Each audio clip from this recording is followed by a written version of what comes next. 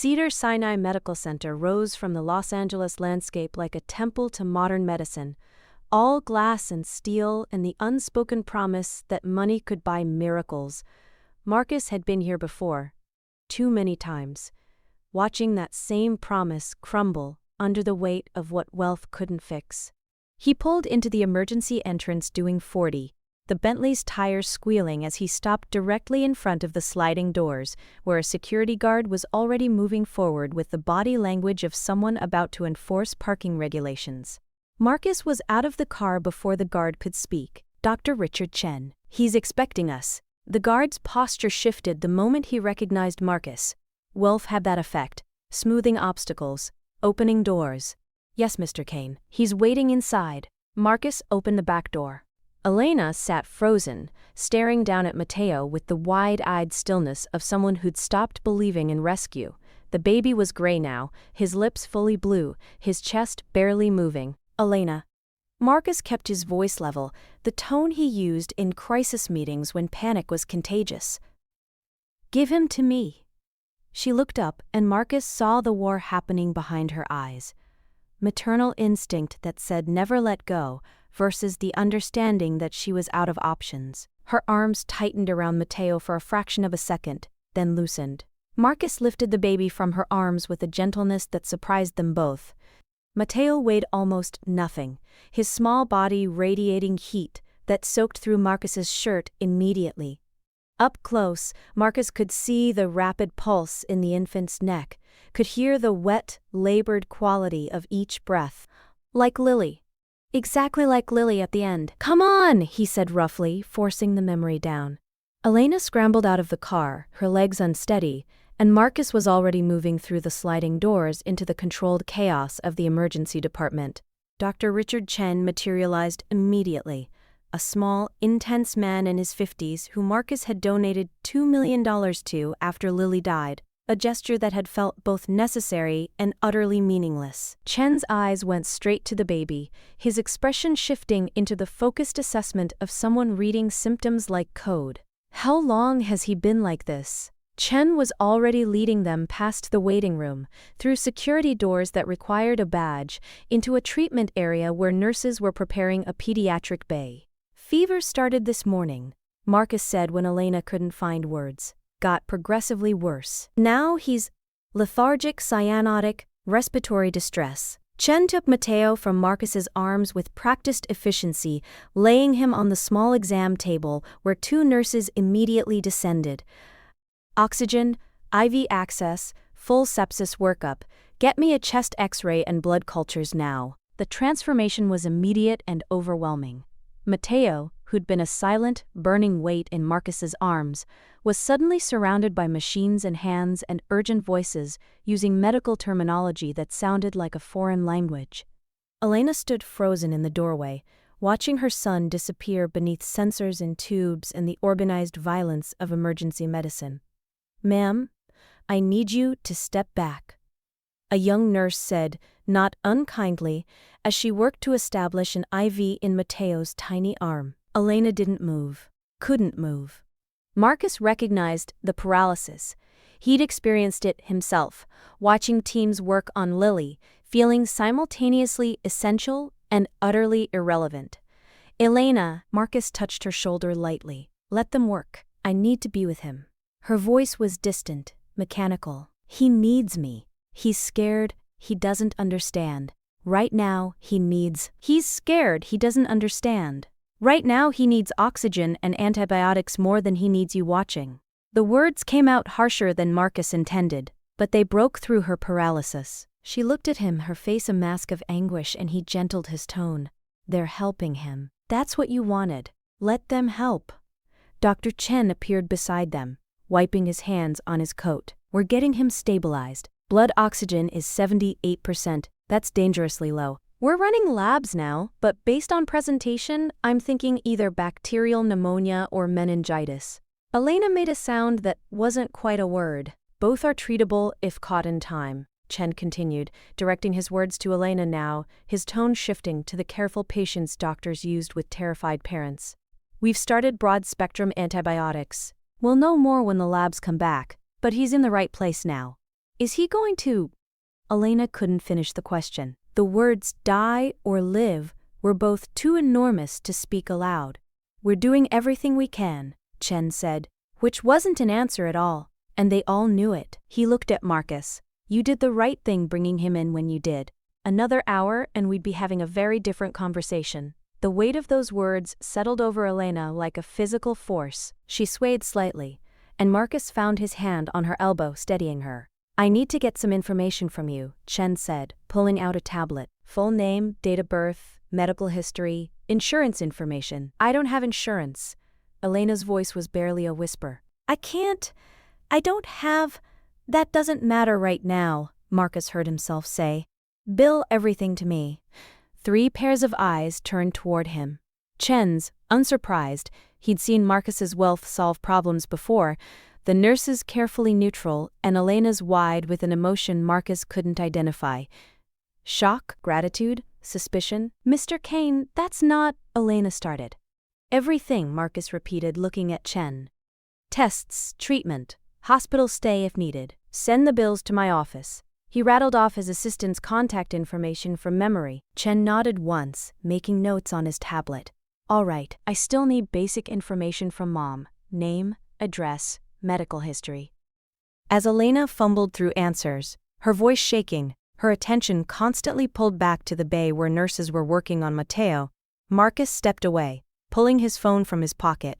His hands were shaking slightly. He noticed it with detached surprise. He hadn't felt his hands shake since the morning they'd told him Lily's organs were shutting down. He dialed Jennifer. Mr. Kane?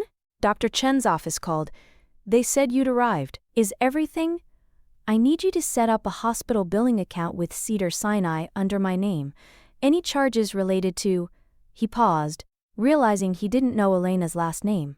Any charges related to pediatric patient Mateo Morales should be directed to that account. No limit.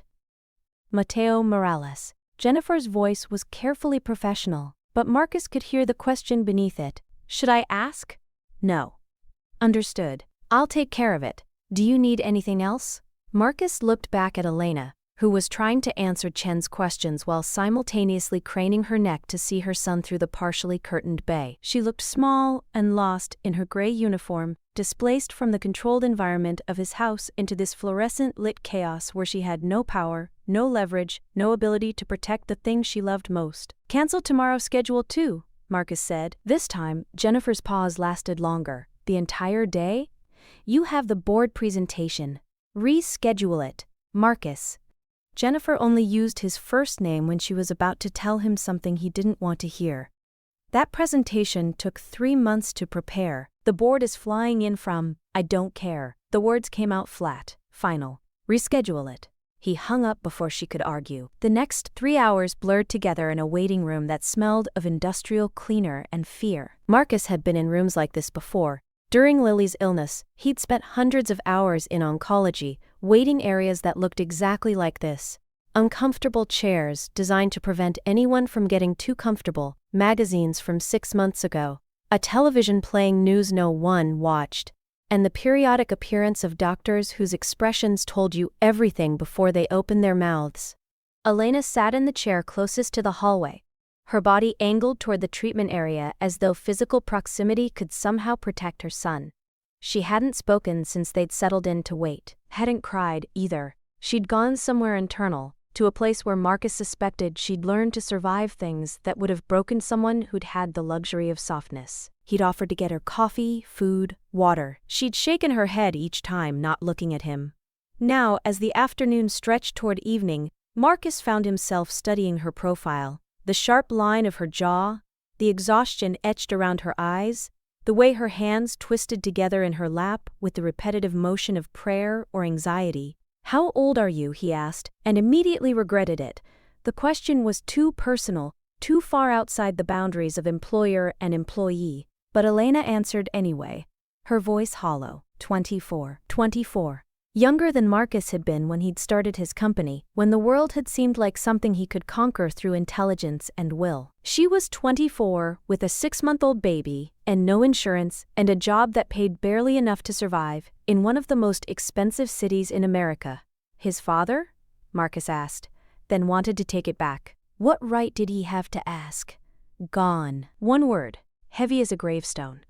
I told him I was pregnant, and she trailed off, shrugged. Some men aren't built to stay. The bitterness in her voice was earned, Marcus thought. Then, surprising himself, my wife left too, after our daughter died. The words came out before he could stop them, and they hung in the air between them, an offering of something Marcus never talked about, never acknowledged, never let past the walls he'd so carefully constructed. Elena looked at him for the first time in hours, really looked at him, and Marcus saw recognition in her eyes. The understanding of someone who knew that certain kinds of pain stripped away all the usual social boundaries. The nursery, she said softly. That's why you never— Yeah. Marcus leaned back in the uncomfortable chair, staring at the ceiling tiles. Her name was Lily. She was 5 when she died.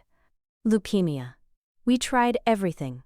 Traditional treatment, experimental trials, specialists from around the world, spent $3 million in 18 months trying to save her. He laughed, but there was no humor in it. Turns out there are some things money can't fix. I'm sorry. Elena's voice cracked on the words, and Marcus realized she was crying now. Not the desperate sobs from earlier, but quiet tears that slipped down her cheeks unchecked. I'm so sorry. Don't.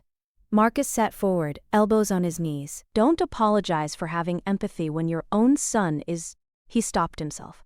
You have enough to carry. Why are you helping us? The question came out raw, confused.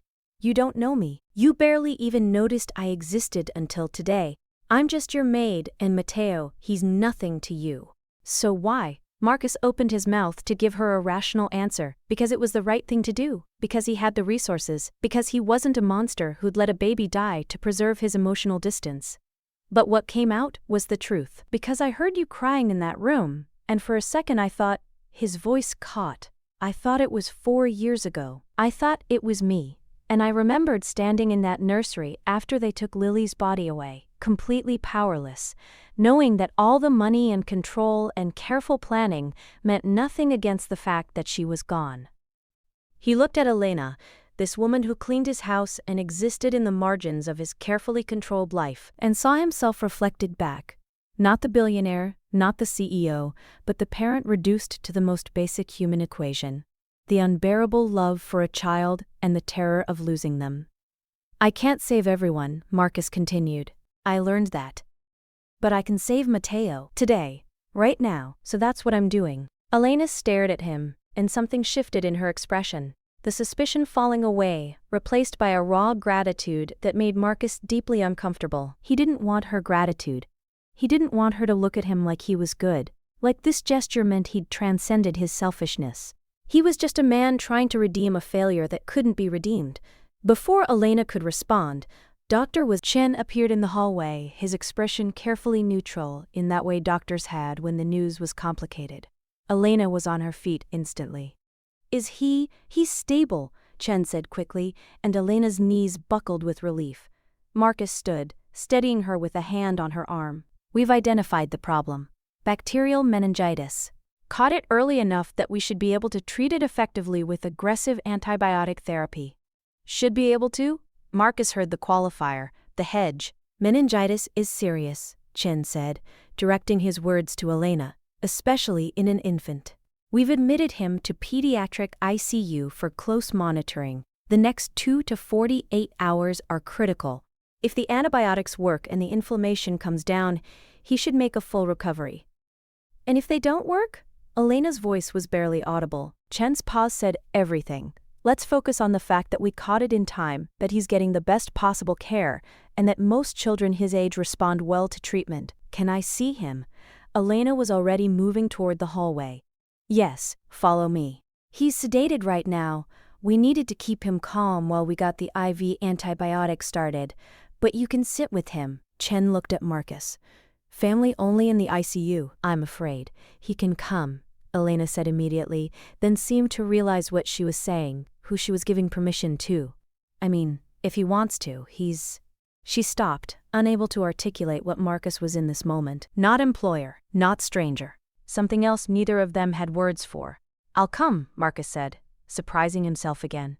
They followed Dr. Chen through a maze of corridors, into an elevator that took them to the 4th floor, through security doors that required badge access. The pediatric ICU was quieter than the emergency department, the controlled hush of a place where children fought for their lives while machines beeped their progress or decline. Mateo's bay was the 3rd on the left. Through the glass partition, Marcus could see him, impossibly small in the hospital crib, surrounded by monitors and tubes and the technological apparatus of modern medicine. His chest rose and fell with mechanical regularity, assisted by oxygen flowing through nasal cannulas. An IV line ran from his tiny hand, secured with more tape than seemed necessary for something so small. Elena pressed her hand against the glass, and the sound she made was beyond words. Relief and grief and love, all compressed into a single exhalation. "He looks so small," she whispered. "He's a fighter," Chen said. "Vitals are stabilizing, fever's already coming down. That's a good sign." Marcus stood beside Elena, looking at the baby he'd held in his arms just hours ago, and felt something crack open in his chest, the place where he'd locked away everything related to Lily, to fatherhood, to the vulnerability of loving something you could lose. "Can I touch him?" Elena asked. "Of course, you can sit with him. Talk to him. He needs to hear your voice." Chen opened the door. "I'll be back in an hour to check on him. If anything changes, the nurses will find me immediately." Elena moved into the room like someone approaching something sacred and fragile. She settled into the chair beside the crib, reached through the bars, and placed her hand on Mateo's chest, just resting there, feeling him breathe. "Mi amor," she whispered. "Mommy's here. You're going to be okay. You're so strong, so brave." Marcus stood in the doorway, watching this moment that felt intensely private, and wondered what the hell he was doing here. This wasn't his family. This wasn't his tragedy to witness, or his healing to facilitate. But he couldn't make himself leave.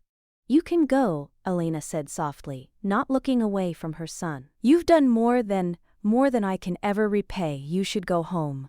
Go back to your life." Marcus thought about his life, the empty house, the routine meetings, the carefully maintained distance from anything that might make him feel. He thought about driving home, walking into that house alone, climbing the stairs past the nursery where this had all started.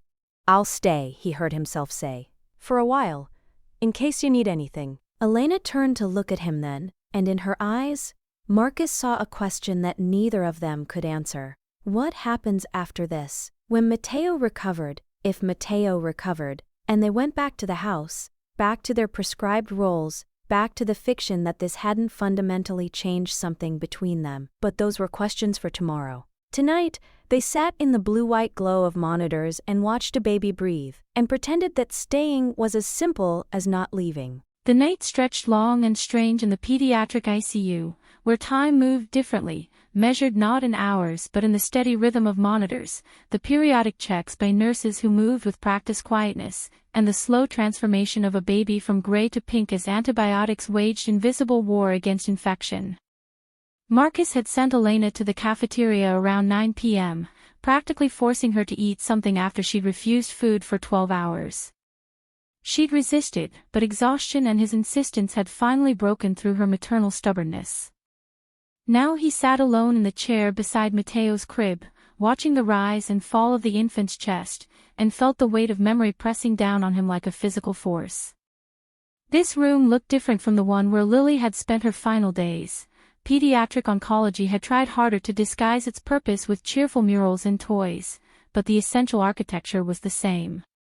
The beeping monitors. The hushed urgency.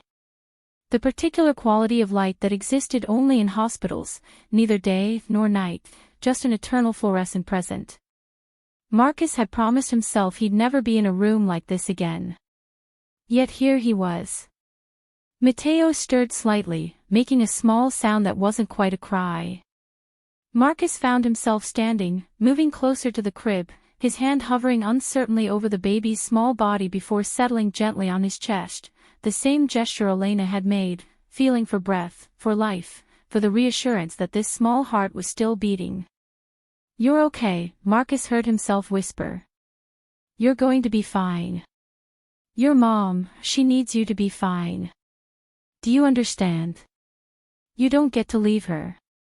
The words came out rough, edged with an anger that had nothing to do with Mateo and everything to do with Lily, with the unfairness of a universe that took children and left parents shattered. Mr. Kane. Marcus turned to find Dr. Chin in the doorway, holding a tablet and wearing an expression that Marcus had learned to read during Lily's illness, the carefully neutral face doctors wore when they had to deliver complicated news. The latest labs are back, Chin said, moving into the room. The good news is, the antibiotics are working.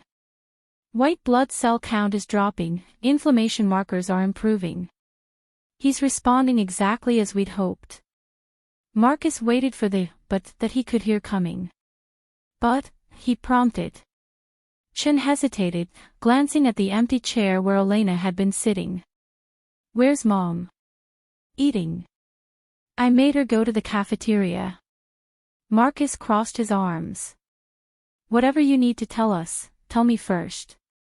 I'll decide if she needs to hear it tonight or if it can wait until morning." Chin studied him for a moment, taking in Marcus's rumpled $1,000 shirt, the exhaustion in his face, the proprietary way he'd positioned himself between the doctor and the baby. "You're not family." "No," Marcus agreed. "But I'm the one paying the bills, and I'm the one who's going to make sure that baby has everything he needs. So talk to me." Chen pulled up the tablet, scrolling through data. "Mateo's going to recover fully from the meningitis. But running the full workup, we found something else. Something that concerns me." Marcus's chest tightened. "What?" "His iron levels are severely depleted. Combined with other markers, it suggests chronic malnutrition, not starvation, but sustained inadequate nutrition. For an infant his age, that's serious. It can cause developmental delays, weakened immune system, failure to thrive." Chen looked up from the tablet. "Has Mom mentioned struggling to afford formula?" The question landed like a punch. Marcus thought about Elena in his kitchen every morning, preparing his meals while her son went hungry. He thought about the $4,200 a month he paid her, generous by domestic worker standards, apparently not enough to both feed her child and keep a roof over their heads in Los Angeles. "I don't know," Marcus said quietly. "I never asked." "The meningitis was bad luck, could happen to any child," Chin continued. "But the malnutrition is environmental. It's fixable, but it requires resources Elena clearly doesn't have." He paused, choosing his words carefully. "As his doctor, I'm required to report cases of neglect to child services." "This isn't neglect." The words came out sharp, defensive. "She's doing everything she can with nothing." "That's not the same thing. Legally, the distinction doesn't always matter." Chen's voice was gentle but firm. "I'm not trying to punish anyone. But that baby needs consistent, adequate nutrition, regular pediatric care, stable housing. If I don't think Mom can provide those things, I have an obligation to. She can provide them." Marcus spoke with a certainty that surprised him. "Because I'm going to make sure she can." Chen raised an eyebrow. "Mr. Kane. How much does it cost to raise a baby properly?" Marcus was already pulling out his phone. "Formula, pediatric care, everything he needs. Give me a number." "That's not how this works," Chin said. "Child Services looks at sustained ability to provide care, not one time." "It won't be one time." Marcus opened his banking app, navigating to payroll. "Elena works for me. I'll restructure her compensation. Increase her salary, add health insurance, set up a dependent care account. Whatever it takes to demonstrate sustained ability to provide." "That's generous, but nothing." Marcus looked at Chin directly. "You said yourself the meningitis wasn't her fault. She brought him in for help the moment she could. She's not a neglectful mother, she's a desperate one, and there's a difference. So I'm going to eliminate the desperation, and you're going to note in your report that appropriate support systems are being put in place. Chen was quiet for a long moment, studying Marcus with an expression that was equal parts skepticism and curiosity. Why? It was the same question Elena had asked hours ago, and Marcus still didn't have a clean answer. How did he explain that hearing her cry in that nursery had cracked something open in him that he'd thought was permanently sealed? How did he articulate that watching her son fight for breath had reminded him that suffering wasn't something you could quarantine in the past? It was happening right now, all around him, and he had the power to stop at least this one instance of it. Because I can, Marcus said simply. Because I spent $3 million trying to save my daughter and failed. Because I've been living in a house with empty rooms for 4 years while this woman cleaned them and I never once noticed she was drowning. He looked back at Matteo, peaceful now in his medically induced sleep. Because maybe preventing one child's suffering is worth more than whatever the hell I've been doing with my life. The words hung in the air between them, raw and unfiltered. Chen nodded slowly. I'll note in my report that substantial support systems are being implemented, he said finally. But Marcus, this isn't a one-time thing. If you're going to do this, you need to commit. That baby's going to need follow-up care, regular checkups, intervention if there are developmental delays from the malnutrition. You're talking about becoming significantly involved in their lives. I understand. Do you? Chen's voice was kind but direct. Because I've seen this before. Wealthy benefactors who swoop in during a crisis, make grand gestures, then disappear when the crisis passes and they realize ongoing help is complicated and inconvenient. Elena's been managing on her own for 6 months. She knows how to survive. What she can't survive is depending on someone who's going to change their mind. The observation hit harder than Marcus expected. Chen was right. His first instinct this morning had been to leave, to pretend he hadn't heard Elena crying, to maintain the careful distance that protected him from exactly this kind of entanglement. But he thought about Elena's face when she'd begged him not to fire her, when she'd admitted she couldn't afford the ambulance, when she'd asked why he was helping. He thought about the desperation in her voice that came from living every day on the knife's edge of disaster, knowing that one wrong move, one unexpected illness, one moment of bad luck could destroy everything. He thought about how he'd felt that same desperation when Lily was sick, except he'd had millions of dollars and the best doctors in the world, and it still hadn't been enough. Elena had been facing her son's death with $83 and no options, and she'd still been trying to figure out a way to save him. That kind of strength deserved more than a grand gesture. I won't change my mind, Marcus said quietly. I'm going to do this right. Before Chen could respond, Elena appeared in the doorway, holding a half-eaten sandwich and looking between them with the immediate tension of someone who knew they were being discussed. What's wrong? She asked immediately. Is Matteo? Matteo's doing great, Chen said quickly, his voice shifting to reassurance. Actually improving ahead of schedule. I was just updating Mr. Wells' docket. Kane on his progress. Elena's eyes moved to Marcus, searching his face for the truth beneath the doctor's professional optimism. Marcus had spent years perfecting his poker face in boardrooms, but something about her direct gaze made lying impossible. Doctor. Chen found some additional concerns during Matteo's workup, Marcus said, ignoring Chen's sharp look. Malnutrition. Nothing that can't be fixed, but it requires ongoing care and resources.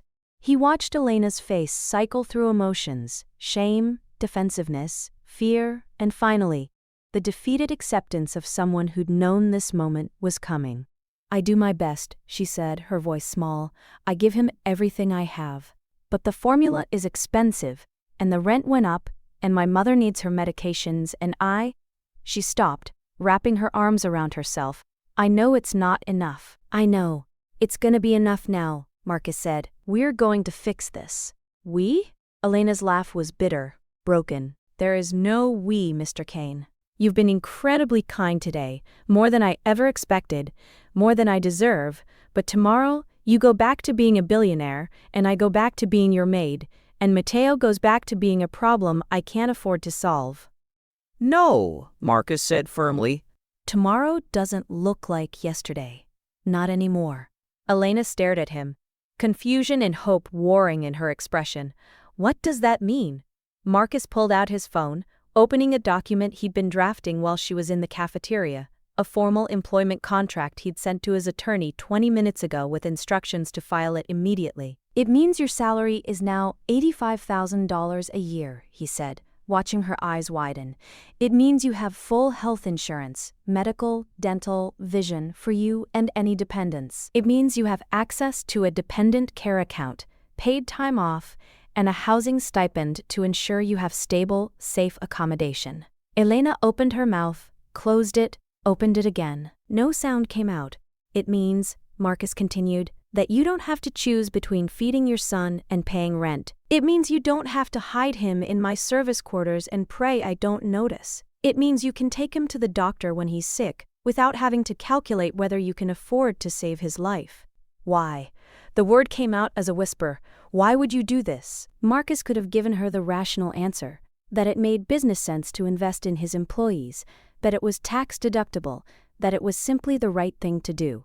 But standing in this hospital room with a baby fighting for life between them and the ghost of his daughter hanging in the air, Marcus found he was tired of rational answers. Because you shouldn't have to be this strong, he said quietly. Because no one should have to make the choices you've been making. Because I can help, and I'm done pretending I don't see the suffering right in front of me. Elena's face crumpled, and for a moment Marcus thought she was going to cry again. Instead, she moved toward him with sudden purpose, and before he could process what was happening, she'd wrapped her arms around him in a fierce, desperate hug. Marcus froze. It had been 4 years since anyone had hugged him, 4 years since he'd allowed anyone close enough to bridge the physical distance he maintained, and for a second he stood rigid, uncertain, every instinct screaming at him to step back, to restore the boundaries, to protect himself from this kind of connection. But Elena was trembling against him, holding on like he was the only solid thing in a world that had been trying to drown her. And Marcus found his arms moving of their own accord, hesitantly at first, then more firmly, returning the embrace. "Thank you," she whispered against his shoulder. "Thank you, thank you, thank you." Over her head, Marcus caught Dr. Chen's eye. The doctor was watching them with an expression that was knowing, complicated, and maybe a little concerned. Marcus understood why. This was messy, this intersection of employer and employee, of wealth and poverty, of gratitude and obligation. This was the kind of entanglement that could go wrong in 1,000 ways. But for the first time in 4 years, Marcus felt something other than the careful numbness he'd cultivated. He felt necessary. He felt human. Elena pulled back, wiping her eyes. "I don't know how to repay this." "You don't repay it," Marcus said. "You just take care of your son and let me take care of making sure you have what you need to do that. But I work for you. This changes everything. The dynamic, then we'll figure out a new dynamic." Marcus glanced at Mateo, still sleeping peacefully. "Nothing about today has been normal. Why should tomorrow be?" Dr. Chen cleared his throat. "If we're done with the emotional revelations, I should mention that Mateo will need to stay in the ICU for at least 48 hours, then another few days in regular pediatrics. We're looking at 5 to 7 days total hospitalization. I'll stay with him," Elena said immediately. "There's a parent's sleep room down the hall," Chen said. "It's not comfortable, but I'll arrange a hotel room nearby," Marcus interrupted. "Somewhere Elena can rest properly between visits." "Kane, I can't." "Elena." Marcus looked at her directly. "You're going to be useless to Mateo if you're exhausted. There's a Four Seasons 3 blocks from here. I'll have a room ready within the hour. You can come back here whenever you want, but when you need to sleep, you'll sleep in an actual bed." Elena looked like she wanted to argue, but exhaustion was written in every line of her body. "Okay," she said finally. "Okay." Chen nodded approval. "Smart. Mateo's going to need you at full strength when he comes home." He glanced at his tablet. "Speaking of which, we should discuss the discharge plan. He'll need follow-up appointments, physical therapy assessment to check for any delays from the malnutrition, nutritional counseling." "Whatever he needs," Marcus said. "Set it all up. Send the information to both of us." "Both of you," Chen repeated, and there was something in his tone, not quite a question, not quite a statement. "Yes," Marcus said firmly, "both of us." Elena looked at him with an expression he couldn't read. gratitude mixed with confusion, mixed with something else. Something that looked almost like hope. And Marcus looked back at her.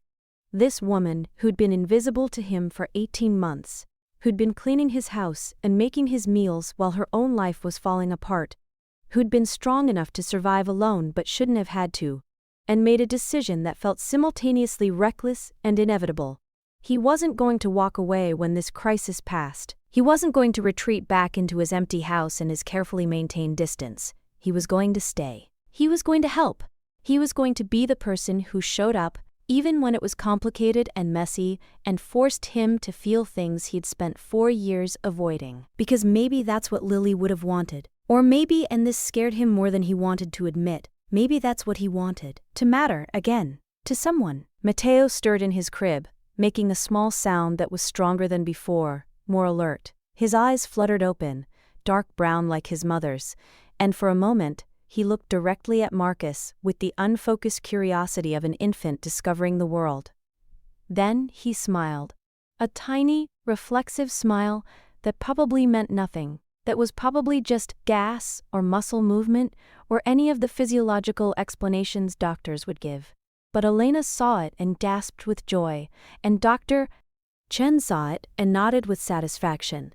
And Marcus saw it and felt something crack open in his chest. The final wall between the man he'd been and the man he was becoming. "Hey there, fighter," Elena whispered, reaching through the crib bars to touch her son's hand. "You're going to be okay.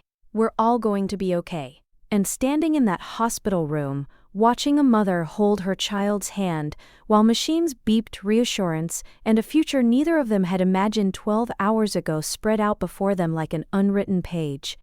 Marcus thought maybe, just maybe, she was right. 7 days later, Marcus stood in the doorway of the nursery, the room he'd avoided for 4 years, and watched Elena arrange Matteo's things with the careful precision of someone still not quite believing this was real. The room had changed. The museum-like stillness was gone, replaced by the organized chaos of actual use. A diaper-changing station on the dresser, bottles drying on a rack by the window, a mobile hanging above the crib playing soft music. Elena had been hesitant at first, almost reverent in her handling of Lily's space, but Marcus had insisted. "It's supposed to be used," he'd said. That's what it was built for. Now, watching her fold tiny onesies and arrange them in the drawer, Marcus felt something he hadn't experienced in this room since Lily died. Peace.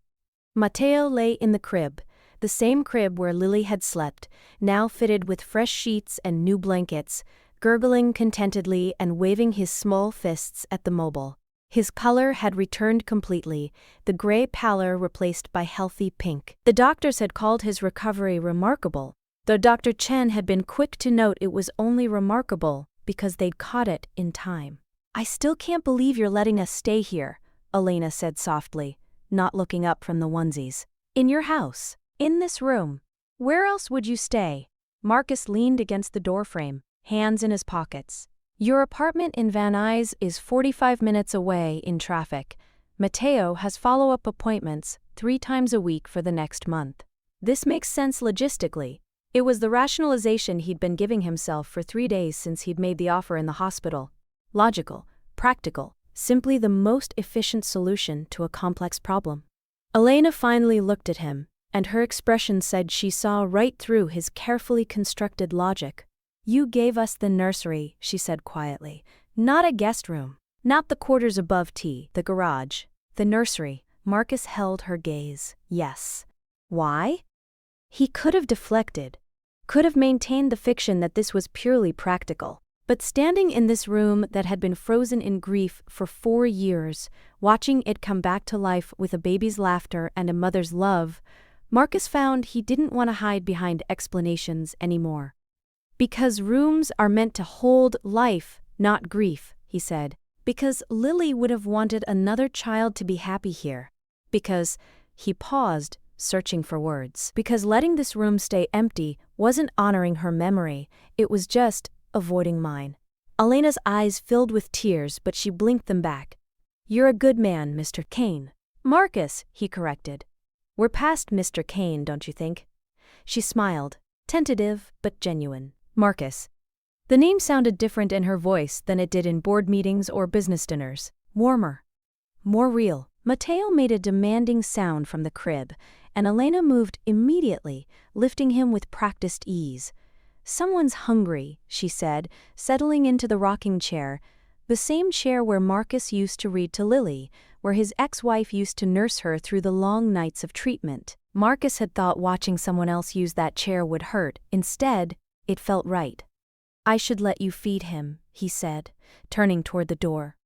"You can stay," Elena said quickly, then looked embarrassed. "I mean, if you want. You don't have to. But you can." Marcus hesitated. This was the moment where he should retreat, should restore some professional distance, should remember that he was the employer and she was the employee, and there were boundaries that shouldn't be crossed. Instead, he pulled the ottoman closer and sat down.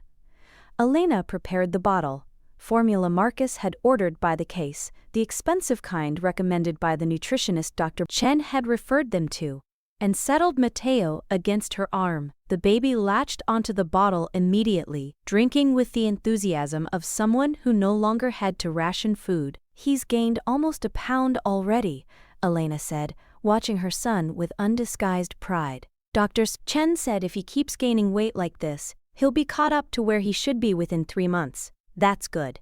Marcus found himself smiling, genuinely smiling, at Matteo's contented feeding. "He's a fighter. He gets it from his mother." The words came out before Marcus could stop them, and Elena looked up, surprised. "I don't feel like a fighter," she said softly. "Most days I feel like I'm barely surviving." "That's what fighting looks like," Marcus said. "It's not dramatic. It's just showing up every day and refusing to quit, even when everything tells you to." Elena was quiet for a moment, adjusting Matteo's position. "Is that what you've been doing for 4 years?" The question was gentle, but it cut deep. Marcus thought about his life since Lily died, the routines that kept him busy but not engaged, the wealth that provided everything except meaning, the empty house that he'd filled with expensive things but never with people. "I guess I stopped fighting," he admitted. "After Lily died, I just went through the motions. Built bigger companies, made more money, convinced myself that staying busy was the same as being alive." He looked around the nursery, at the evidence of life returning to spaces that had been dead. "I think maybe I've been surviving too. Just with better furniture." Elena's laugh was soft, understanding. "Well, we're both fighting now, together. Together." The word hung in the air between them, carrying implications neither of them had fully examined. What did together mean when you were a billionaire and a single mother? When you were an employer and employee? When you'd started as strangers and somehow, in 7 days, become something neither of you had a name for? Matteo finished his bottle and immediately made his displeasure known, squirming and fussing. Elena lifted him to her shoulder, patting his back with practiced rhythm. "Come on, mijo. Give mama a burp," she coaxed. Marcus watched her.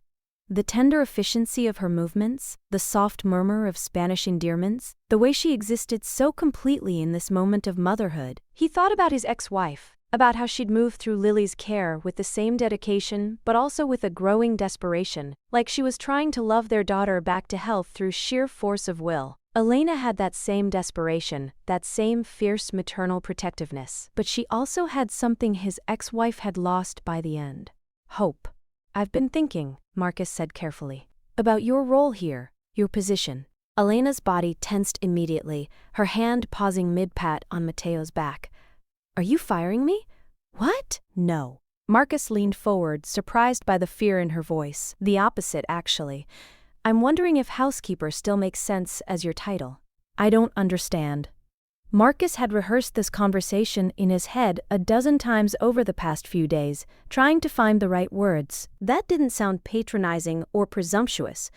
But sitting here in the nursery, with Matteo between them and the evening light streaming through the windows, all his careful phrasing fell away. "You're living here now," he said, "taking care of Matteo full-time, managing his medical appointments, his therapy sessions.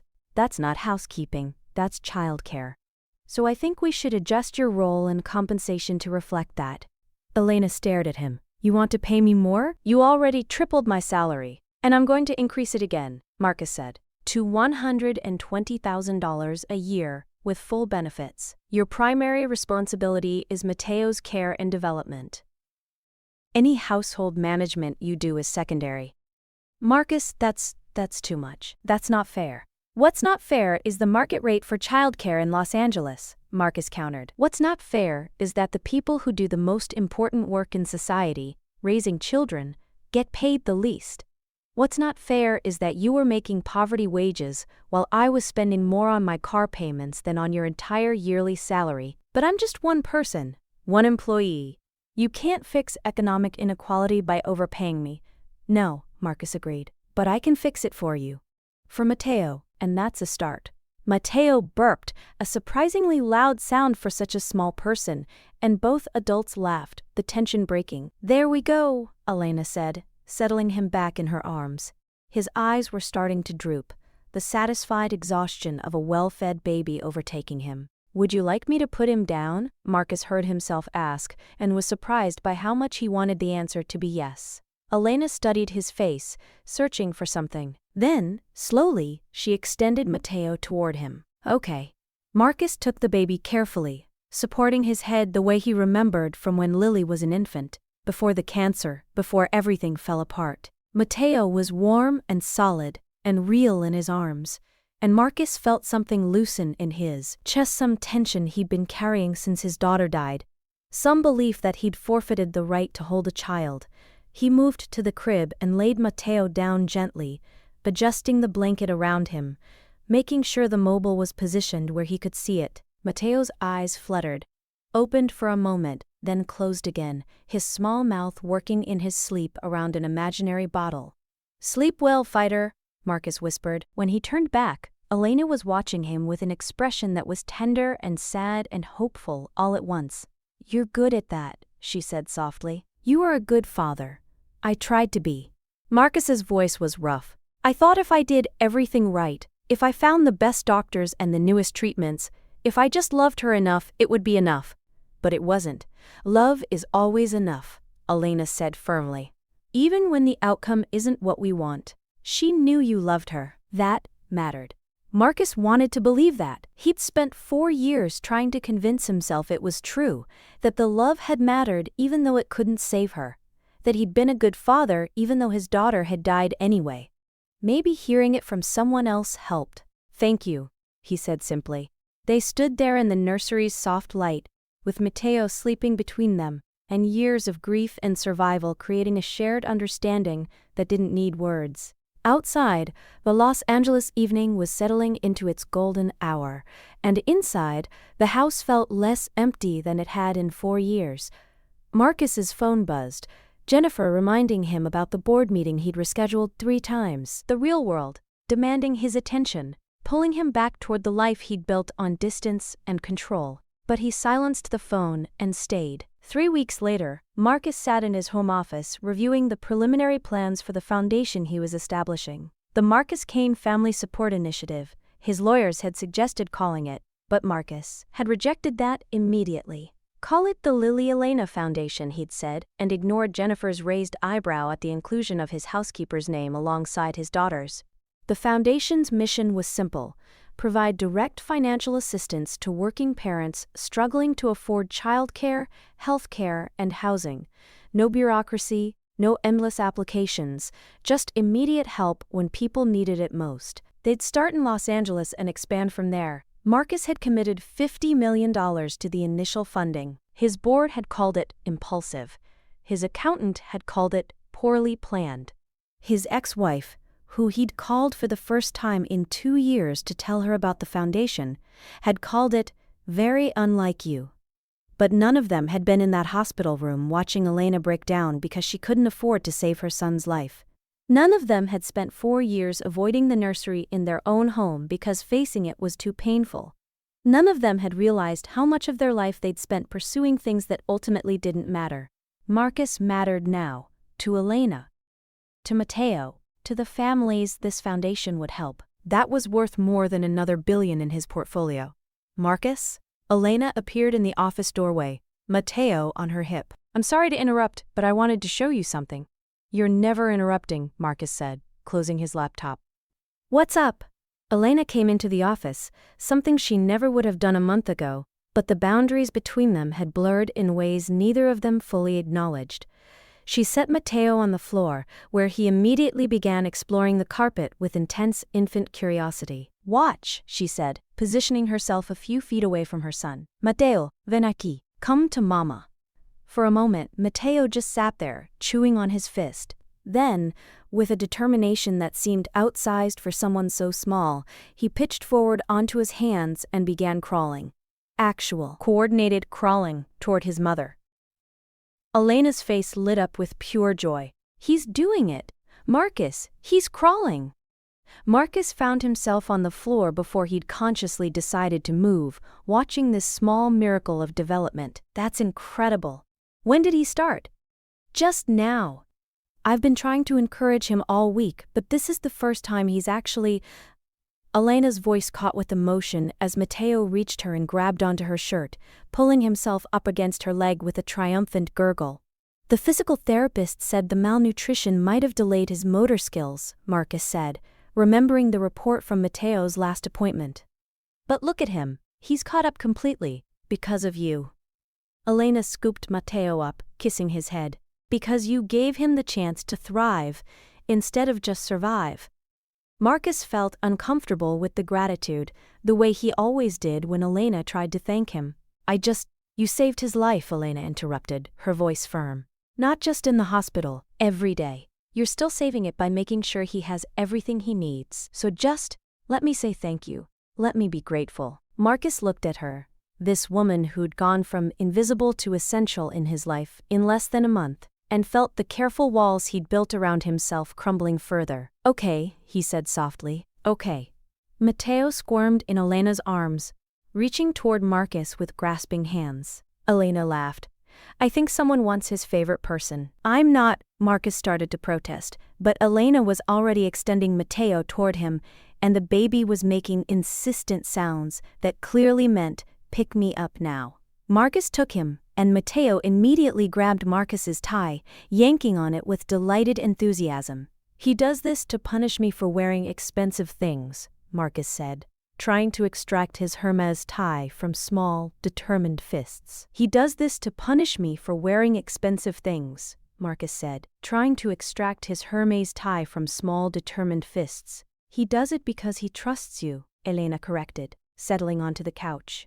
"He knows you're safe. Safe." When was the last time Marcus had been safe for anyone? When was the last time he'd let anyone be safe for him? Matteo abandoned the tie in favor of patting Marcus's face with both hands, a gesture that was equal parts affectionate and aggressive. Marcus found himself laughing, actually laughing, a sound that felt rusty from disuse but genuine. "Your son is very demanding," he told Elena. "He learned it from his mother." She smiled, but there was something tentative in her expression, like she was working up to saying something difficult. "Marcus, I've been thinking about what happens next." Marcus's stomach tightened. This was the conversation he'd been avoiding, the one about what their arrangement meant long-term, about whether this was temporary crisis management or something more permanent. "What do you mean?" he asked, though he knew exactly what she meant. "This." Elena gestured around them, at Matteo in Marcus's arms, at the home office where they'd gathered like a family, at the life they'd somehow assembled from crisis and necessity. "We can't live in the moment forever. Eventually we have to talk about what this is. What we are. What do you want it to be?" Marcus asked carefully. Elena was quiet for a long moment, watching her son play with Marcus's watch. "A month ago I was your housekeeper, someone you barely noticed. Now I'm living in your home, you're holding my son, you've changed my entire life. But I don't know what that makes us. Does it need a label?" "Yes," Elena said firmly, "because I need to know if this is permanent, or if someday you're going to wake up and realize you've been too generous, too involved, and you want your old life back. I need to know if I should be preparing for the moment when you decide this was all a temporary gesture." The fear in her voice was real, earned from a lifetime of people who'd promised stability and then disappeared. Marcus understood it. He'd spent 4 years protecting himself from exactly this kind of vulnerability, from letting anyone close enough to hurt him. But sitting here, with Matteo in his arms and Elena watching him with guarded hope in her eyes, Marcus realized the risk of staying closed was greater than the risk of opening up. "I'm not going anywhere," he said quietly. "And I'm not going to change my mind. This, us, whatever this is, it's the most real thing I've experienced in 4 years. You're not temporary, Elena. Neither is Matteo. But what are we?" she pressed. "Am I your employee? Your tenant? Your charity case?" "You're my friend," Marcus said, and realized as he said it that it was true. "You're someone I care about, someone I want in my life. And Matteo."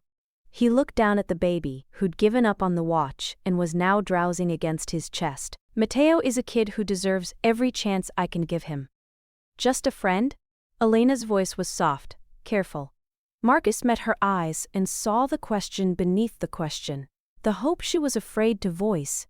And he thought about the past month, the late-night conversations in the nursery while Matteo slept, the shared meals that had replaced his usual solitary takeout, the way his house had transformed from a mausoleum into a home. He thought about how Elena had brought life back not just to the nursery, but to him. "I don't know what we are," he admitted. I'm not good at this. At people, at connection, at anything that isn't business transactions and controlled outcomes. But I know I don't want to go back to how things were before. I know that coming home to an empty house sounds unbearable now. I know that watching Matteo crawl was the best part of my month, and that having you here makes everything feel less lonely?" Elena supplied gently. "Yes," Marcus said. "Less lonely." Elena stood, moving closer to where Marcus sat with Matteo. She looked down at them, at her son sleeping peacefully in the arms of a man who'd gone from stranger to savior to something neither of them could quite name. "I don't know what we are either," she said softly, "but I know I'm not ready for it to end. I know Matteo lights up when he sees you. I know you've given us more than just money. You've given us safety, stability, hope. Things I'd stopped believing existed. Then we don't worry about labels," Marcus said. "We just keep going. Figure it out as we go. Is that okay?" Elena reached down, brushing a gentle hand over Matteo's hair, her fingers briefly touching Marcus's arm in the process. "That's more than okay." They stayed like that for a long moment. Marcus holding Matteo, Elena standing close enough that he could smell her shampoo, the three of them forming a tableau that looked suspiciously like family even if none of them were ready to say it out loud. "I should put him down for his nap," Elena said finally, carefully taking Matteo from Marcus's arms. The baby stirred but didn't wake, too comfortable to protest the transfer. "Elena?" Marcus said as she turned toward the door. She looked back. "Thank you," he said, "for bringing life back to this house, for trusting me, for everything."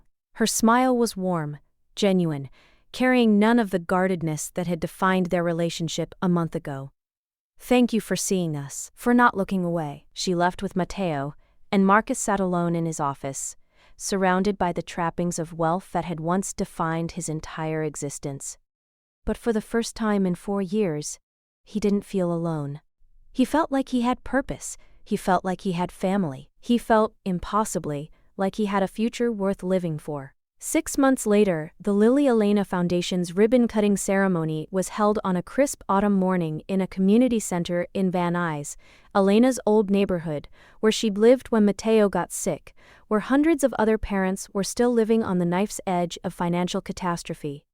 Marcus stood at the podium, looking out at the crowd of families, community leaders, and press gathered for the occasion.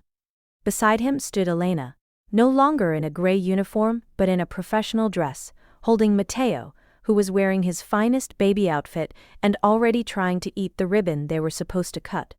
4 years ago, I lost my daughter to leukemia, Marcus began, his voice carrying across the assembled crowd. I spent millions trying to save her, and it wasn't enough. I learned that some problems can't be solved with money. He paused, looking at Elena and Matteo. But 6 months ago, I learned that some problems can be solved with money. I learned that there are families in this city, in every city, who are one medical emergency away from losing everything. Who are choosing between feeding their children and paying rent. Who are strong and capable and devoted parents, but are drowning in a system that treats their struggle as acceptable collateral damage. The crowd was silent, attentive. The Lily Elena Foundation exists to say, It's not acceptable. No parent should have to choose between their child's life and their financial survival. No child should go hungry in the richest country in the world, and no one should have to face a crisis alone. Marcus turned to Elena. 6 months ago, Elena Morales was my housekeeper. I didn't know her name, didn't know she had a son, didn't know she was fighting every day to survive. She was invisible to me, not because I'm cruel, but because I wasn't looking. Because I'd convinced myself that my grief and my comfort were all that mattered. Elena's eyes filled with tears, but she smiled. Then I heard her crying over her sick baby in my home, and everything changed. She changed me. She reminded me that suffering doesn't happen in the abstract. It happens to real people, right in front of us, and we have a choice. We can look away, or we can help. Marcus addressed the crowd again. This foundation is our way of helping. We're committing to providing direct, financial assistance to 1,000 families in the first year, covering emergency medical costs, childcare subsidies, housing assistance, whatever they need to get stable. No bureaucracy, no judgment, just help when help is needed most. The crowd applauded, and Marcus felt a warmth in his chest that had nothing to do with the recognition and everything to do with knowing this work mattered. But more than that, Marcus continued, this foundation is a reminder that we're all responsible for each other.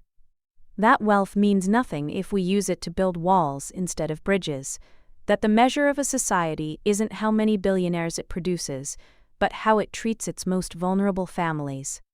He looked at Matteo, who was now chewing on Elena's necklace with determination. This little guy almost died because his mother couldn't afford emergency care.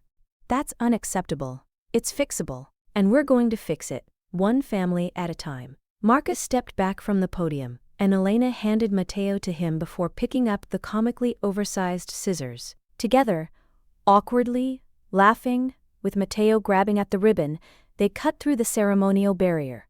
The crowd cheered, cameras flashed, and somewhere in the back, Marcus heard someone say, "Now that's what I call using wealth for good." After the ceremony, as people mingled and toured the foundation's new community center, Marcus found himself in a quiet corner with Elena and Matteo. The baby had finally given up on staying awake and was drowsing against Marcus's shoulder. "You did good," Elena said softly. "The speech, all of it. We did good," Marcus corrected. "This is as much yours as mine. A billionaire who gives credit away. That's definitely character growth." She smiled, then turned serious. "My mother wants to meet you, officially. She keeps saying I need to invite my boss to dinner, but I told her you're not really my boss anymore.